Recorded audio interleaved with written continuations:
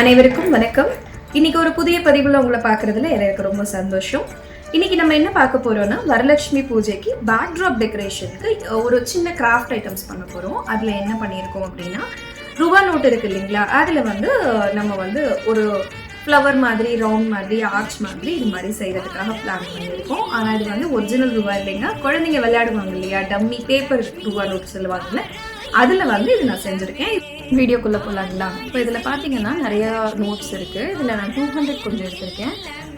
கலராக இருந்தால் நல்லாயிருக்கும் அப்படிங்கிறதுனால 100, 50, 20, 10 அந்த மாதிரி எல்லா கலர்லையும் எடுத்திருக்கேன். பட் உங்களுக்கு சிங்கிள் கலர் போதும் அப்படின்னு நினச்சிங்கன்னா நீங்கள் சிங்கிள் கலரில் எடுத்துக்கலாம்.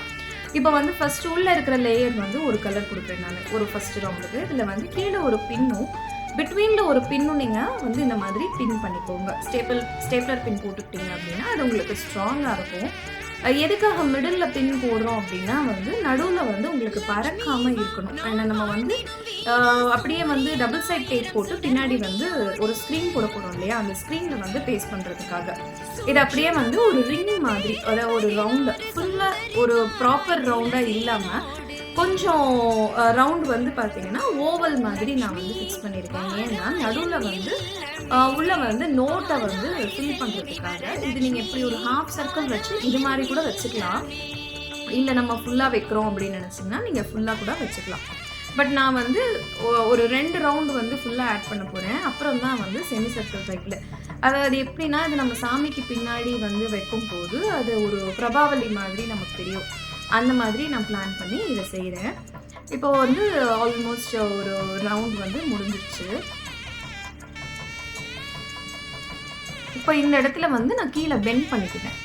ஏன்னா அப்போ தான் ஓவல் ஷேப் மாதிரி. இப்போ பார்த்தீங்கன்னா ரவுண்டாக இருக்காது, ஒரு எக் இருக்கு இல்லையா, ஒரு முட்டை வடிவத்தில் இருக்கும். அவ்வளோதான். இப்போ இதை வச்சுட்டு இதில் பார்த்தீங்கன்னா 2 சைடும் பின் பண்ணணும். இந்த எட்ஜுக்கும் அந்த எட்ஜுக்கும் பின் பண்ணணும். நடுவில் உங்களுக்கு கேப் இருக்கும். இப்போ பார்த்தீங்கன்னா இந்த நோட்டை சென்டரில் வச்சு பின் பண்ணி அந்த சென்டரை அந்த ஹோல் தெரியாமல் க்ளோஸ் பண்ணிக்குவேன். இப்போவே நீங்கள் பின் பண்ணிட்டீங்கன்னா உங்களுக்கு ஈஸியாக இருக்கும். ஏன்னா மேலே இன்னொரு ரவுண்ட் வரும்போது ஸ்டேப்லர் அவ்வளோ லாங் நமக்கு இருக்காது இல்லையா. அந்த சென்டர், அந்த சைடு வைக்கிறதுக்கு முன்னாடி சென்டரை க்ளோஸ் பண்ணிடுவேன் நான்.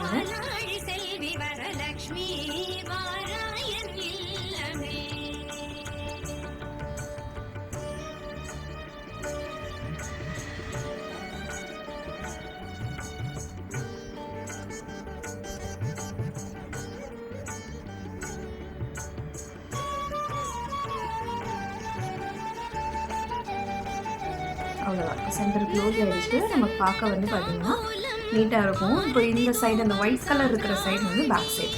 இப்போ செகண்ட் ரவுண்டு பார்த்தீங்கன்னா நான் அந்த பர்பிள் கலர் இருந்தால் நல்லாயிருக்கும். அதாவது உள்ளே லைட் கலர் வச்சுருக்கிறதுனால அடுத்து டார்க் கலர் வச்சா நல்லா இருக்குங்கிறதுனால நான் 100 rupees note paper note add பண்ணியிருக்கேன்.